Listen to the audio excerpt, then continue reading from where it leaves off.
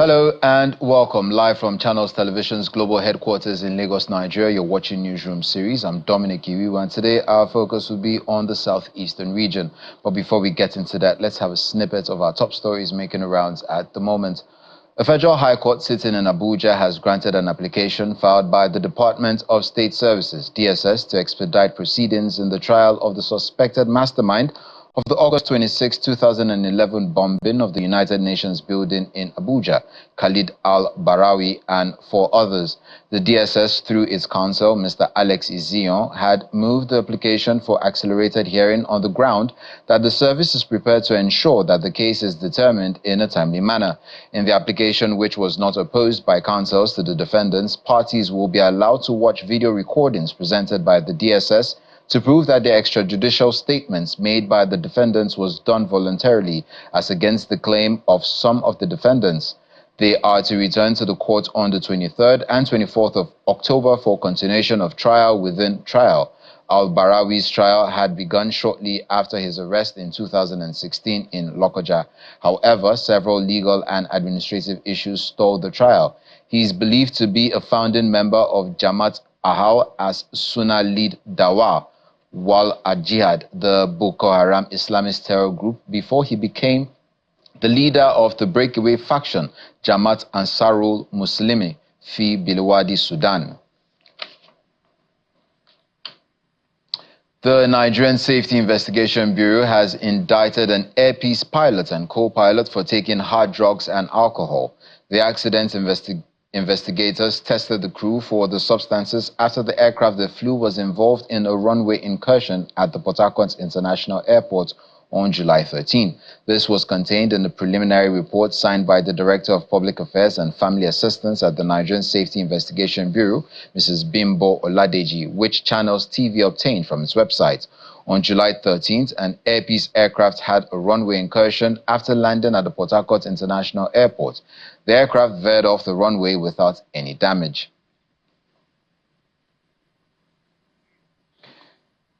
Meanwhile, Air Peace says it's yet to receive any official communication from the NSIB on such findings over a month after the Port Harcourt Airport runway incident occurred and after testing the crew for alcohol shortly after the incursion.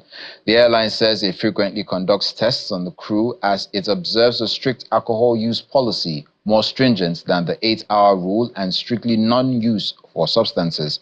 Air Peace says it has maintained a strong safety record over the years, and the captain involved in the incident has been grounded and relieved from further flight duties, while the co-pilot was cleared by the NCAA. Nevertheless, the airline says if the relieved pilot indeed tested positive for any drug, it will commit to increasing testing of its crew.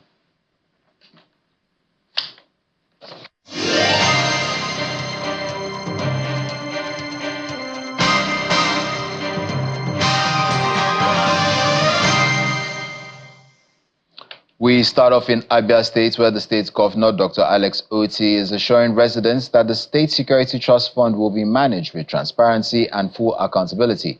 He says his administration is committed to protecting lives and property across the state. Speaking at the Abba Stakeholder Security Trust Fund luncheon held at the Abba Sports Club, Governor Oti explains that security is the foundation for development. He vows that no criminal disturbing Abia will escape justice, stressing that offenders are paying and will continue to pay dearly.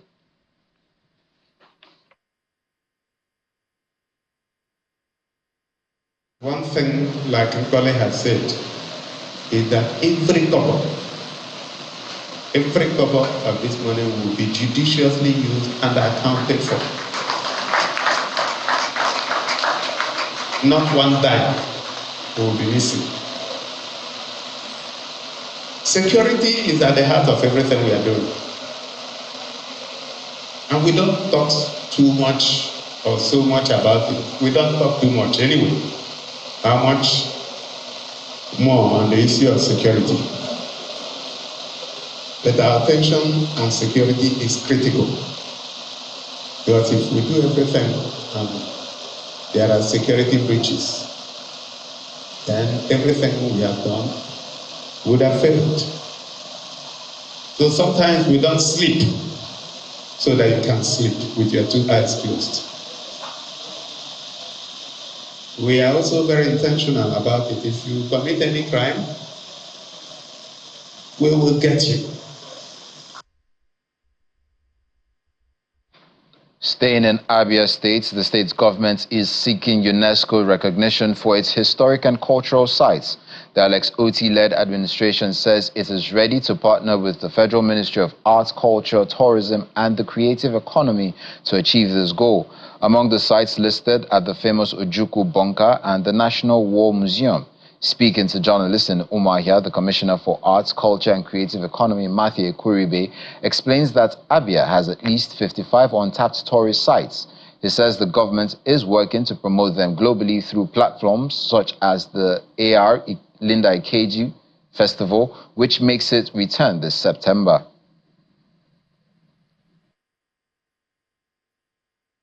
We are working very hard. We are working hand in glove with the National Commission for Museum and Monuments. With the DG, Mr. Holloway Olubile, visited here a couple of months ago. We are about to sign an MOU for Abia State to help in resuscitating some of these our monuments, such as Ojukwu's Bunker,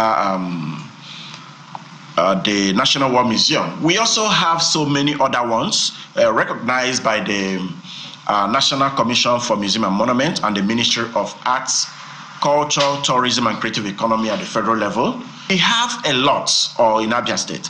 And the government of Dr. Alex Oti is also trying her best to ensure that some of these places are recognized by UNESCO.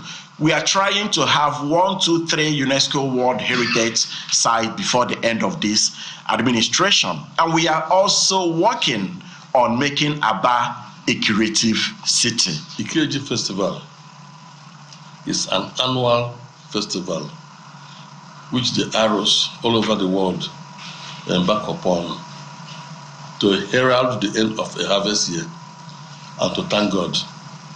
There's nothing fetish about it. It's all about culture.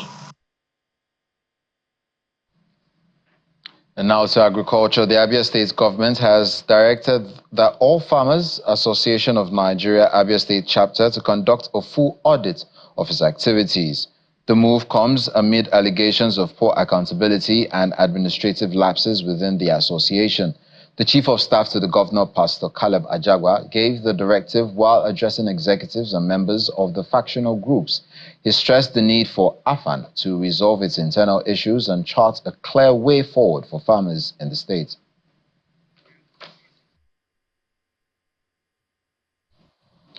The wife of the Ebonyi State Governor, Mrs. Uzoma Kanwifuru, is urging women in the state to take the lead as agents of change. She says women continue to play vital roles in driving social and economic development across Nigeria. Mrs. Wifuru made this call in Abakaliki, the state's capital, during this year's Ebonyi Women's August meeting, which focuses on the theme, Women Who Inspire Change.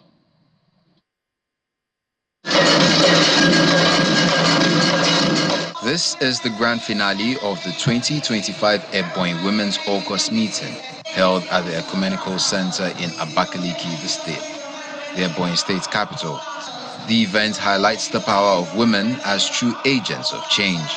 With the theme, Women Who Inspire Change, the gathering calls on women to use their abilities to bring positive transformation in their families, communities, and the state. The arrival of the governor's wife alongside the deputy governor shows the importance the state attaches to the event. In her opening remarks, the Commissioner for Women Affairs explains that the meeting is more than just a reunion, but a platform for growth and development. I am delighted to announce that the Ebonyi State government has successfully attracted the Nigerian for Women Project Scale-Up, a transformative World Bank-funded initiative designed to enhance women economic empowerment and social inclusion. Adding his voice, the Senate's Deputy Chief Whip, Senator Onyeka Chinwabwenyi, reveals that the National Assembly is working on a bill to create special seats for women. I am one of those that are championing a bill to provide special seats for Nigerian women in the National Assembly, which Ebonyi women will also participate. The wife of the governor, Uzamaka Nwifuru, urges women to embrace their roles as agents of change and to use their potential to inspire society. Women who inspire change is a call to action to celebrate women's achievements, support their aspirations, and to create an environment where every woman has the opportunity to fulfill her potential and in return inspire the transformation in our society.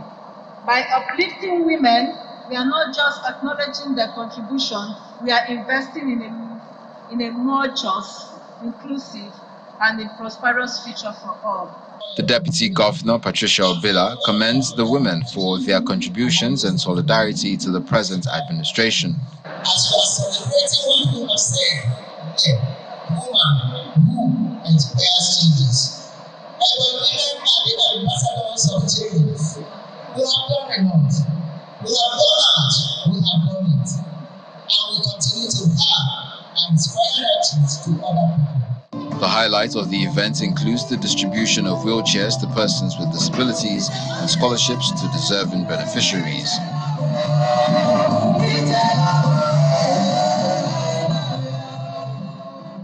The importance of good welfare package, prompt salary payments, access to healthcare, support for life's challenges, and well-planned retirement scheme for journalists takes the spotlight at this year's Anambra State Council of the Nigeria Union of Journalists Press Week.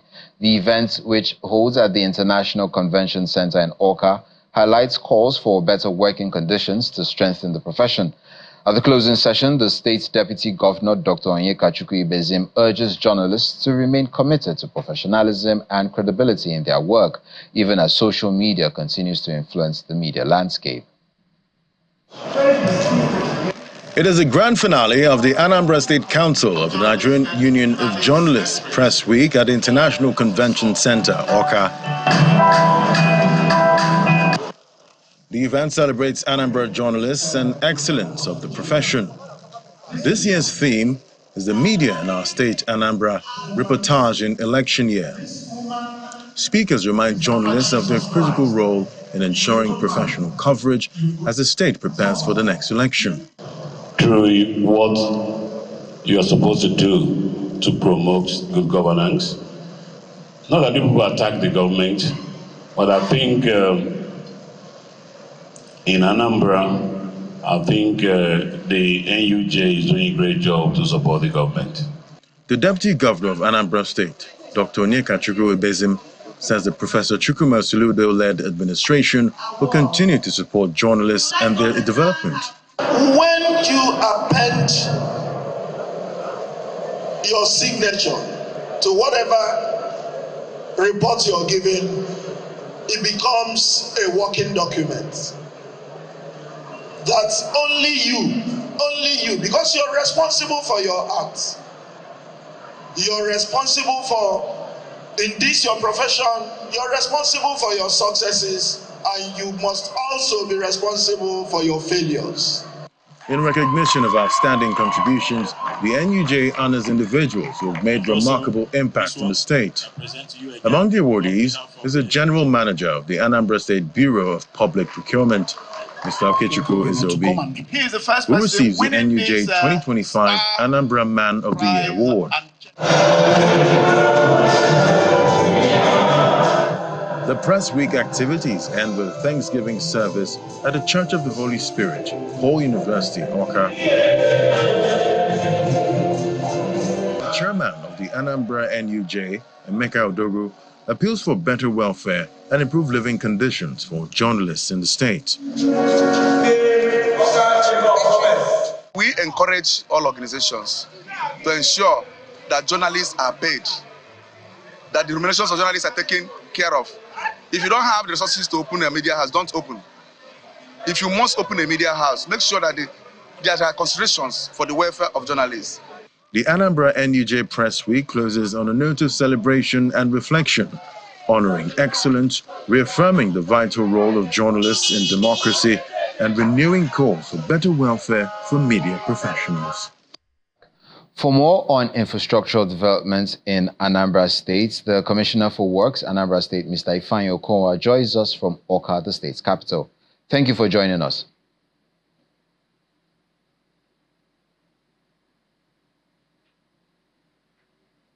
Now, let me just go straight into it. Now, many communities in the state are still struggling with bad roads. Now, what major road construction or rehabilitation projects are currently ongoing, and how would they boost trade and connectivity in the state?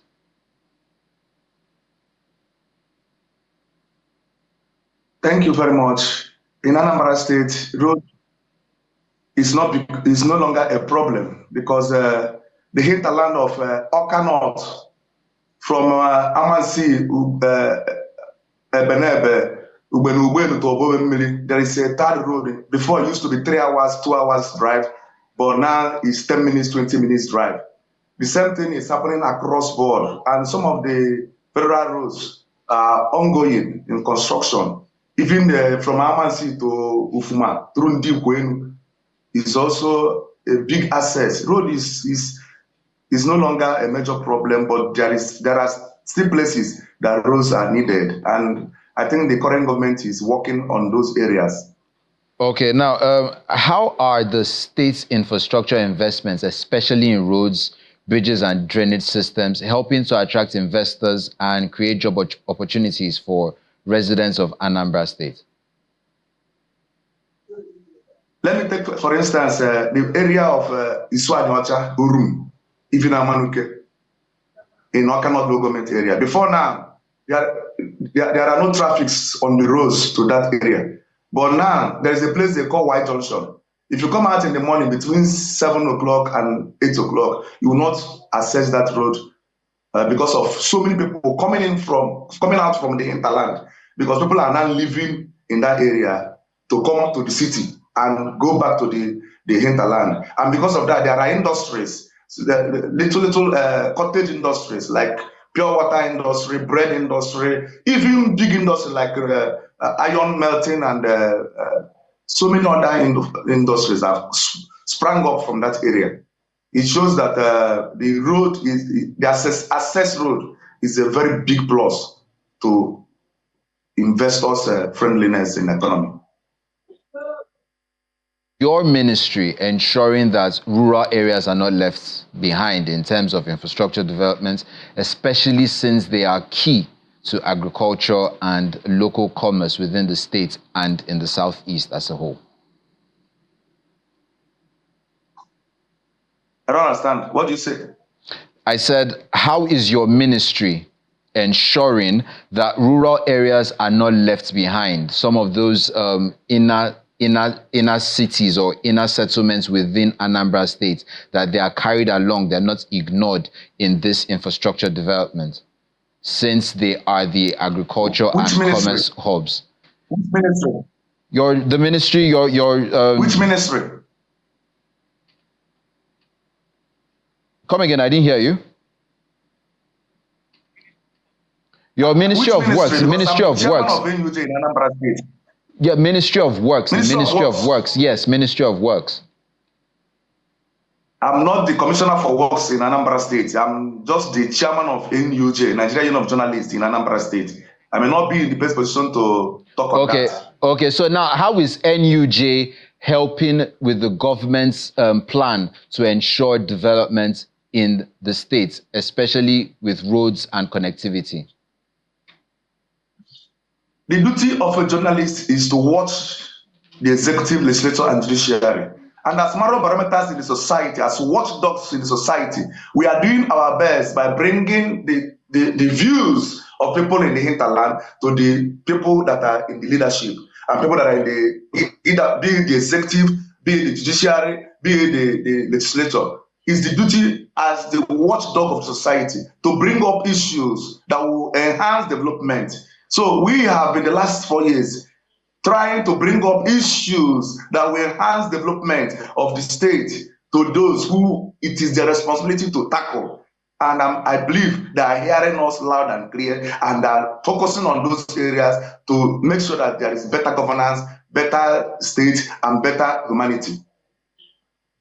A lot of people would say that many projects fail because of poor maintenance.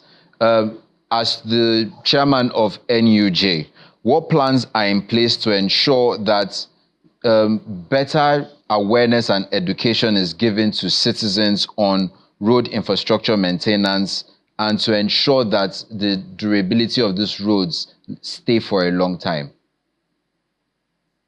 Okay, there's what we call state of the state during our congresses. And aside from that state of the state, where we generate issues from the 21 local government areas, 178 communities in the state, people come from there to attend our congress. And in such time, we talk about what is happening in our localities, what is happening in our communities, for those in authority, both at the local council and the state council, to hear and be able to tackle it. Aside that, that's what we are trying to embark on now, even though sponsorship will be our problem, because we need to reach out all the roads done by the state government in the last 3.5 years for us to feel how durable the roads are and the connectivity of those roads and how to improve on them if there are any issues we will discover in the course of our investigation tour. We want to tour all the roads. We want to see them, because apart from what the government is showing us, we want to go independent investigation of these roads, to see them by ourselves, to bring it to the public knowledge, where these roads are and their state in the last 4 years, 5 years before the government, and the state of the road now, and what is expected, particularly now that the rains are here. So we are doing our bit by... Okay, thank you very much. We've been speaking with Mr. Emeka Odogu, the chairman, National Union of Journalists, Anambra State Chapter. Thank you for coming on the program. Nigeria Union of... Staying in Anambra State, Governor Chukwuma Soludo of the state is calling on the contractor handling one of the iconic buildings at the permanent site of the Solution Innovation District in Awka to speed up work and ensure the project is delivered on schedule. During an inspection of the SID project, often described as the state's Silicon Valley, Governor Soludo says the facility is designed to serve as a hub for technology and innovation with a focus on training young people and driving digital growth in the state. This is the old government house in Awka, the Anambra State capital. The building will serve as the permanent site of Governor Chukwuma Soludo's Solution Innovation District, SID, also called Silicon Valley. The governor is here to inspect progress on one of the iconic structures that will be used as an incubation hub to drive technology and innovation amongst young people. Accompanied by key government officials, the governor is here to inspect the progress on one of the iconic structures that will be used as an incubation hub to drive technology and innovation amongst young people. But he is disappointed with the pace of work on the project.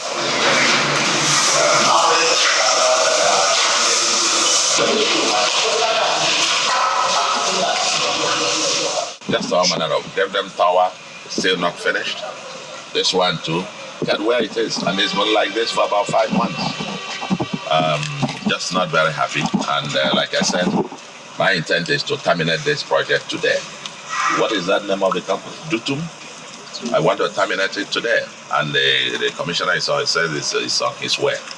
And I'm going around inspecting this project. Any contractor that is not ready to deliver as scheduled, you tell us. You don't come and sign up that you deliver a project February this year. This is September, and this is still the stage of work. That is not in Anambra. After the inspection, a visit to the old governor's office, where Governor Soludo assures the team that the structure will be preserved as a legacy project. He also announces that the old government house will be destroyed within the next 2 weeks. At the old deputy governor's office, Governor Soludo says the building will serve as a temporary office for the Special Advisor on Innovation and Business Incubation.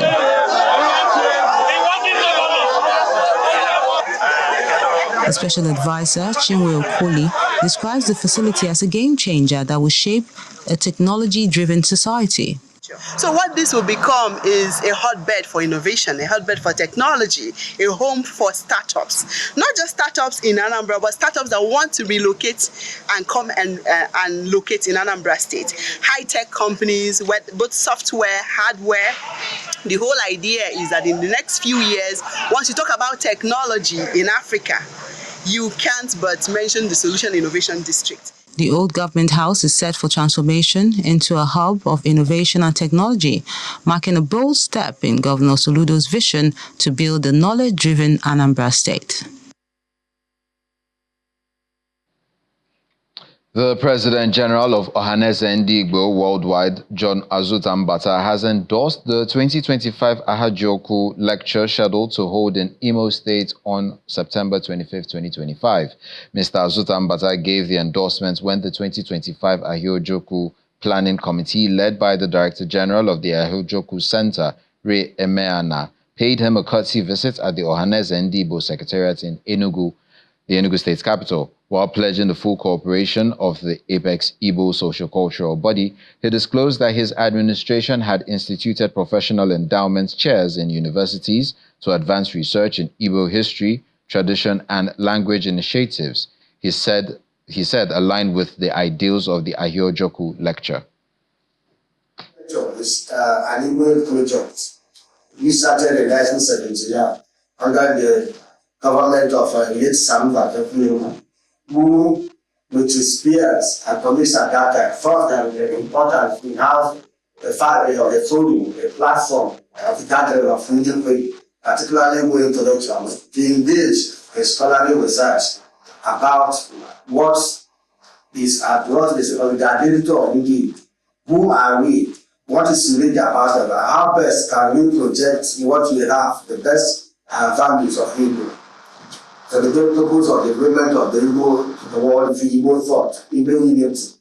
They came up with, particularly after the ceremony, the first was necessary to have a platform for Igbo to gather and brainstorm and articulate concise solutions to challenge even Igbo at any particular point in time. That was the concept of Ahiajoku. The first one held in 1979. And the lecturer was a professor. Then you see the children. The news topic was a matter of identity. And so it's in 1979 to date. And today, this is the 45th year since the first Ahiajoku was held. And this is the 25th edition because it has not been running very simple. Some years never held, but we have had it 25 times. And so this year is the 26th edition after, but it has held for 25 times. And that's where we drop the anchor on this edition of Newsroom series. I'm Dominic Iriwu. Enjoy the rest of your day.